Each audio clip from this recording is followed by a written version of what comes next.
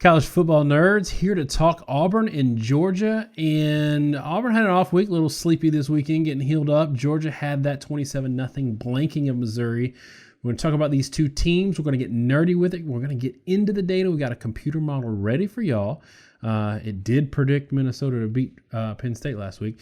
Just want to remind y'all, since I haven't talked a lot of Georgia or Auburn lately, it helps us out a whole lot if you give us a like. It helps us out even more if you give us a subscribe. And the best is the notification bell. But also, let us know in the comments if you think Auburn's offense is actually better than Georgia's offense. I know it's a weird thing to say, but we're going to get into that.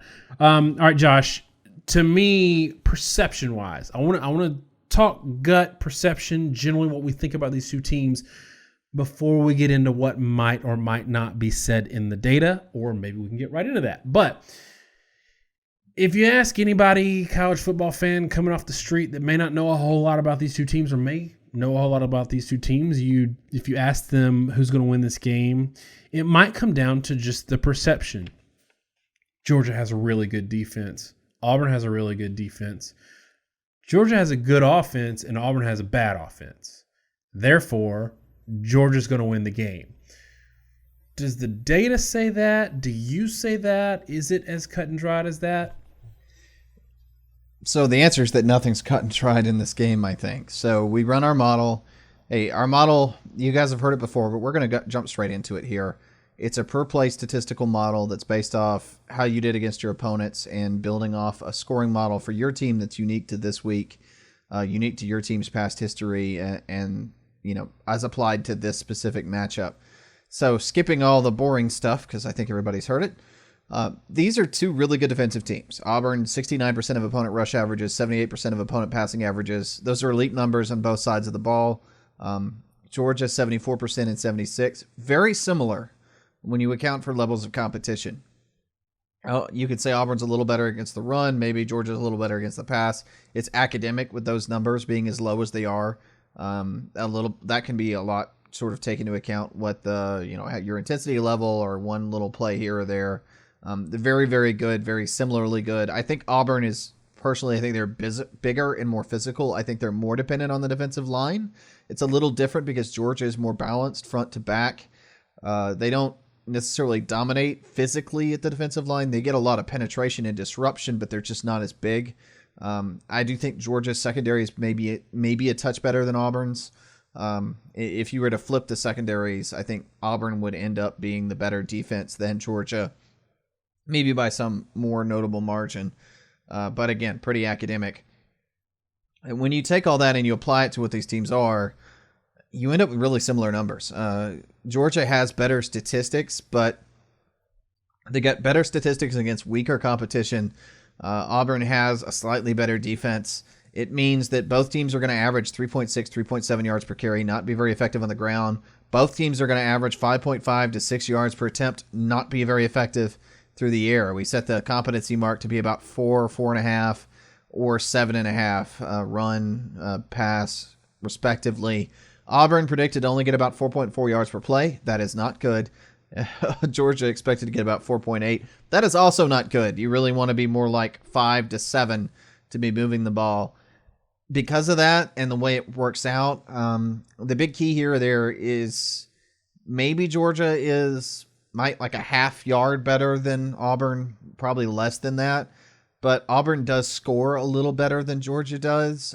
They score on what opponents always call cheap plays, but what I've always said is really a design part of the offense, that they have more shot plays built in, where Georgia has to march the length of the field and doesn't get a lot of explosive scoring plays right now.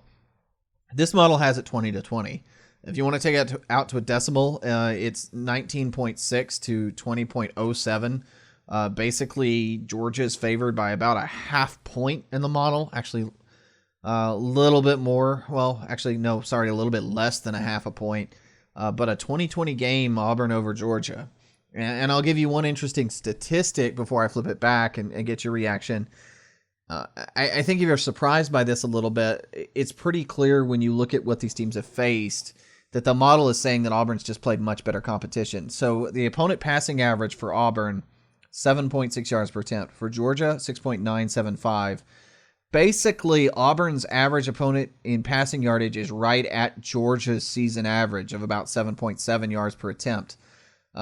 Whereas what Georgia has faced at 6.9 yards per attempt is Texas A&M. Or if you want to put it in worse, less friendly terms, Georgia is averaging playing Virginia, whereas Auburn in the passing game is playing somebody more like Houston or Kansas, or maybe a little better than Notre Dame. Not necessarily the greatest competition, but definitely better on Auburn's case. And then in the run, kind of a similar problem. 4.8 yard per attempt average for Auburn's opponents, only 4.08 average for Georgia's. Auburn statistics, again, are really even more impressive when you realize the gap in averages and putting it back out in terms of teams again, Auburn really, their average opponent, Notre Dame against the run. Notre Dame running the ball. Basically, Auburn's opponent offensively is Notre Dame. Slightly worse average than Auburn has, interestingly enough. Oregon is a little bit below Auburn's average. They're actually on the low end of Auburn's opponents. Georgia, though, 4.1 yards. Doesn't sound like much of a gap. It actually is. It's dropped from about 35th to all the way down to about 75th. North Carolina, UCLA, Michigan is actually better than the average opponent Georgia's faced. So you can tell pretty big gap, right? I mean, one team is playing basically Georgia Tech or UCLA. The other team is playing Notre Dame. Auburn has played better opponents than Georgia. They've had some similar results to Georgia, some similar output, and defensively, despite better competition, that's what narrows the edge down here to be a 20-20 game. And without looking at any data, without looking at any model, you'd think that Georgia would probably be favored kind of considerably, maybe not. I think the field would be about 6.5 points, but it's right now it's sitting at 2. Georgia's favored by 2. It is at Auburn, and it is, Auburn's got 2 losses to Florida and LSU. It was a road loss at Florida and, a road loss at LSU. I think that we like to give credit for close losses against really good teams, so I don't view that game against LSU as a negative. I don't love how they played against Florida. Lots of turnovers. It was Bo Nix's first real road game. And so a lot of people are going to look at the common denominator there, the transitive property win, where Georgia beat Florida, but they didn't blow them out. It was 24-17. We talk about one-score games and variability, and anything can happen. So it's crazy that we're this far into the season and we don't have a whole bunch of common opponents with these two teams being in the same league. To me, if we're talking about, you just went through kind of their relative competition. I think clearly Auburn's more battle tested, but in your mind, does the transitive property common data point sway you at all, or is it so close on either side that it's really hard to get much out of it? I think it's too close, really. And we talked about this with the Auburn-Florida game, and I've talked about it repeatedly. I picked Auburn to win that game, and I was wrong, and all the Florida fans are crowing because they won by 2 scores, and they crowed up until the point that they lost a couple games. But I picked Auburn to win because I said Auburn would have a late score because their offense was good at generating big chunk plays when nothing else was working for touchdowns. And it ended up being P. Ryan, and that's when won Florida the game. If that goes the other way, Auburn wins that game rather than losing by 2 scores. That game was really close. Now, Georgia was kind of in control early and lost it a bit late. I think Florida didn't play well and woke up at a certain point. You can get some things from when you talk transitive property, because when you watch a game, you can tell, is a team outmatched physically? Are they outmatched in terms of, how do you do against a given defense? I'm not really sure how much you can take from either one of those games and say that one team has some really significant edge. Because, when you look at it defensively, Georgia had a better day than Auburn, no doubt. But it's about 5.9 yards per play to 4.4. But Georgia scores 24 points. Auburn scores, you say, again, 13. But it's close. They gave up a lot more yards to Georgia than they gave up to Auburn. I think you can safely say that Georgia has a better offense than Auburn. in that regard if you want to look at it from the transitive property situation. But I also think Auburn's offense had some issues in that game, partly because, it was a road game. Bo Nix was a young quarterback. He played very poorly. I don't know that Bo Nix has been great in any other game, but he played extremely poorly in that Florida game. Georgia played well, especially, again, kind of early in that game. They played well in general in it, but I do think to a large extent Georgia kind of got on Florida at certain points, and Florida wasn't ready for it. I just don't take a lot from transitive property. I don't think it's overly useful. It makes me think to a certain degree Georgia's a better team, but I've also seen, for example, Auburn against LSU put up a game where, again, whatever they did against Florida in that struggle game, they played a lot better against LSU, and the defense played a lot better against LSU too than they played against Florida, really. So, I mean, it's hard to say. It's just hard to say. I think Florida came into the Georgia game asleep, put up 14 points in the fourth quarter, whereas they were a lot more consistent in the Auburn game. And you say you don't take a lot from transitive property. I'm assuming you're saying that it's in this situation. I do think, one, if there's multiple transitive property data points, or if it's like Auburn played this team, beat them 74-0. Georgia played this team and lost to them 55-6. Like, clearly that's a huge data point. But in this case, there's so many variables and it's so close on both sides. I don't think there's much to take from it either. One of the things that scares me about, and it feels like we're trying to talk ourselves into Auburn winning this game and not spending enough time on Georgia, but really, I think the betting public's going to be on Georgia in this game. And if I had to guess, I think they're going to bet this point spread up to 3 or 4, maybe 3.5. So that's why we're talking through some of this Auburn stuff. The thing that scares me if I'm an Auburn fan is I look at how my team did offensively against good defenses. Texas A&M is a above average defense, 28 points.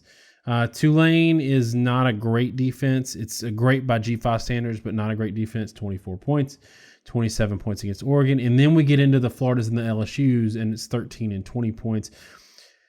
Ole Miss, I will say, is an aberration for 2 reasons. Everybody's going to kill Auburn for 2014 over Ole Miss. One, they moved the ball up and down the field, just could not score. They had plenty of yardage. They dominated that game far more on the scoreboard. And 2, Ole Miss's defense is not as bad as people think it is. But they do struggle against good defenses, and Georgia is a better defense than maybe any that Auburn's faced this year. But can we say the same thing for Georgia coming into this game, that they haven't played a defense this good? And are you as concerned as I am for Georgia against, let's just say, in the Missouri game where Jake Fromm had 173 yards, 13 of 29, and he was like 6 yards an attempt. They ran again for 4-point-something yards per carry. Can we say the same thing for Georgia? They have the same concerns, or is it like Ole Miss Auburn where we're putting too much weight in specific statistics and Georgia is actually a really good offense and we're just not seeing it yet? I don't know how you could have watched this season at this point and not be concerned about Georgia's offense. I mean, they won the Missouri game 27-0. As you alluded to, though, it was actually pretty ugly. Jake Fromm was 13 of 29, 6 yards per attempt.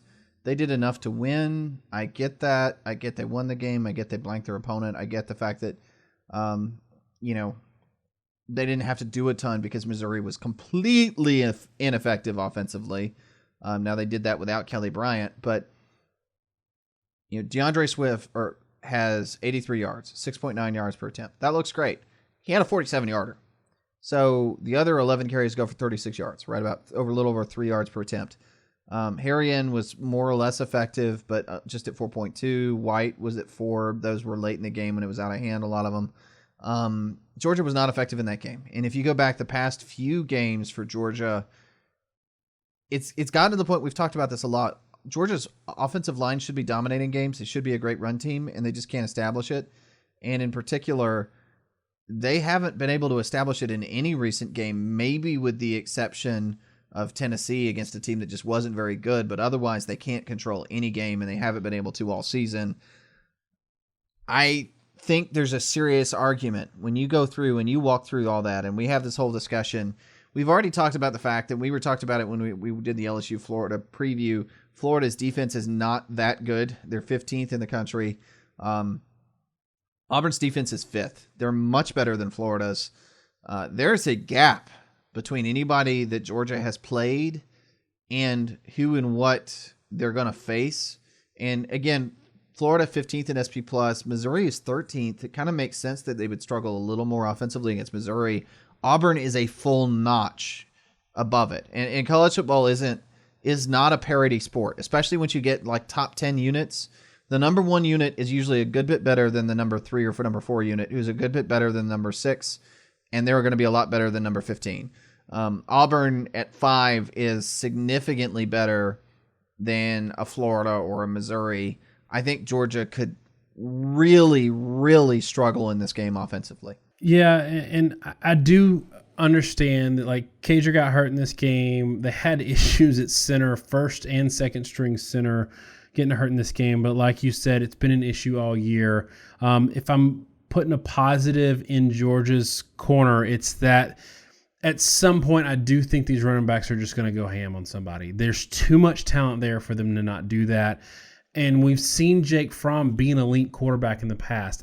Something to me, I just think there's some bad juju at offensive coordinator, and we'll see a new one next year, and all of this will look a lot different. I'm going to go ahead and give my prediction in this game. Auburn's defensive line is probably the best in the country, and we've seen how well their secondary has played this year. We still think that their linebackers are the weak spot, although better than we thought they would be coming into the season. But I'm still not sold on this Auburn offense. Auburn fans, I'm sorry. Y'all killed us all year saying the offense was great and we were just underselling your team and we hated your team. I haven't seen the improvement that I needed to see. As much as I do think they dominated Ole Miss more than the scoreboard, they scored 20 points. Alabama, I think they were beating them 52-7 or 52-17 in the middle of the third quarter.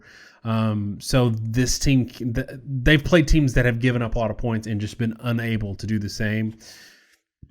Georgia, I don't think anything Georgia has done tells me that they're a decisive win in this game. I think it's a close, ugly game that could go either way. Tons of variability. Give me 21-17 Georgia. So we both see the same thing, and it really is that Auburn's defensive line is maybe the best unit in the country. I think when you flip it around to the other side with Georgia, their receivers have not shown up and been proven. Cager's been the one exception. He got dinged up in this game. I think the running backs are good. I just don't think they have a lane. And I don't really see any matchup personally that they have on Auburn one-on-one, even at the second level. And I don't think Auburn's back seven is top-end elite. I think they're very good. More importantly, I think they're very competent, meaning that they tend to know their assignments and they play their assignments right and they're in the right position, which is important because it gives the defensive line time to get home and doesn't give up easy plays the way right now, just watching the Alabama LSU video they did. To your point with the Ole Miss game, it's a bit of an aberration. They give up 570 yards to Ole Miss. I think Alabama had, we just did that review, I think they had 508 yards on LSU. They scored 41. So Auburn was a lot more successful than it looked like on the scoreboard. Some of that was due to play count, but still, I just don't think Georgia's going to score in this game. I don't think they're going to be very successful. I think they're going to struggle really significantly because the style of football they play, they're limited due to their offensive coordinator installing a scheme that, frankly, is kind of backwards right now. And, I'm going to pick against you on this one. I'm actually going to pick Auburn. I'm going to say Auburn wins this game 17-13 in a game where Georgia really frustratingly can't move the ball. I think the best hope for Georgia is that Fromm manufactures yardage like they've done in some other games, but he struggled to dink and dunk for positive yardage against teams like South Carolina that are just grossly inferior defensively to what they're about to face in Auburn. He's going to be under way more pressure. It's going to be a lot harder to do that. and his receivers just are not good enough to get separation and help him out. I think Georgia may get shut down almost entirely on offense. I don't think Auburn's going to move the ball well. I'm not even sure that they might not get outgained. I just think that Auburn is better at finding ways to win these really low-scoring games because of their offensive system. Georgia is not innovative or creative enough to score points when things aren't going well. We've seen that all season. I think Auburn pulls out the win here, and I think that's why we're seeing this -2 spread barely favoring Georgia. I think Auburn not only beats the I don't think Georgia not only fails to cover here. I think Auburn actually wins it straight up. Auburn fans, please write this down, put it on your calendar, the date or whatever. Josh picked y'all to win, although we both picked y'all to beat Florida and you didn't. So if you want to get on Josh's good side, go ahead and pull this win out. It is interesting that you noted that Auburn is maybe more creative, more opportunities to get an explosive random touchdown. You see the same thing in the Florida game. I think that is true, and that's why we talk about how much variability in a one-score game can go either way. It can hinge on that one play. It did for Florida. They put that game away on the 88-yard run that could have been, some weird trick play from Gus Malzahn in the fourth quarter and gone the other way. So I totally get it. Neither one of us are super, comfortable with who's going to win this game, and it's that kind of game. Watch it be a blowout on one side or the other, and us totally miss it. But Vegas is flagging this as a 2-point game. Our model is flagging it dead even, and it's not influenced by Vegas at all. So in the comments, y'all are going to say, Georgia fans and Auburn fans are going to say, we hate your team. But remember, if we hate your team, that means you think Vegas hates your team. That means you think Advanced Analytics hates your team. We don't hate your team. This is how close everything is saying this game is going to be. It may not turn out that way. But right now with the data that we have, that's how it looks. We don't hate your team. So comment on something else. Thanks so much, y'all, for watching this long and sticking with us this far into the season. Y'all have a great week, and God bless.